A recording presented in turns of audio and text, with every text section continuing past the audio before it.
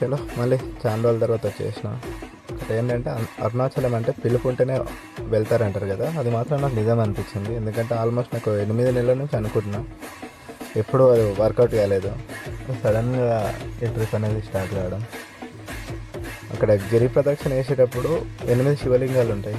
ఆ టైంలో మన కష్టం చెప్పుకుంటూ, మనకు జరిగిన ప్రాబ్లం చెప్పుకుంటూ, ప్రతి ఒక్కటి ఓపెన్గా దేవుడు చెప్పడం వల్ల ఆల్మోస్ట్ మన మాట ఒకరు వింటురు అనే ఫీలింగ్ మాత్రం అక్కడ మనకు ఖచ్చితంగా జరుగుతుంది.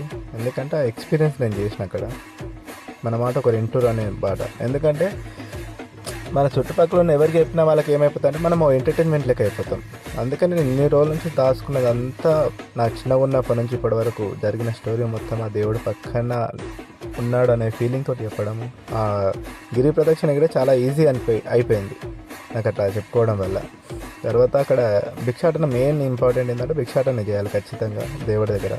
చాలా అంటే చాలా మంచిది. నేను అక్కడ భిక్షాటన చేసి ఒక ఖర్చు తీసుకొని నేను మోకాల మీద కూర్చొని ఆడుకోవడం, తర్వాత అవన్నీ ఒక తాళ్ళు కట్టి ఉండిలో వేయాలి. తర్వాత దేవుడి దర్శనానికి పోయినా చూడడం మామూలుగా అనిపించలే ఆ ఫీలింగ్. నిజంగా నిజంగా ప్రతి ఒక్కరు ఎక్స్పీరియన్స్ చేయాల్సిందే ఇది. దేవుడి దగ్గరికి వెళ్ళే టైంలో మాత్రము ఆ వైబ్ అలాగ ఉంది నిజంగా.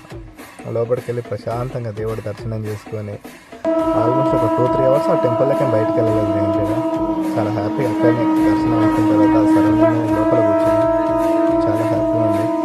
ఒకటి ఏంటంటే మన సంకల్పం గట్టిగా ఉండాలి, ఏది చేసినా ఒప్పుకోవాలి.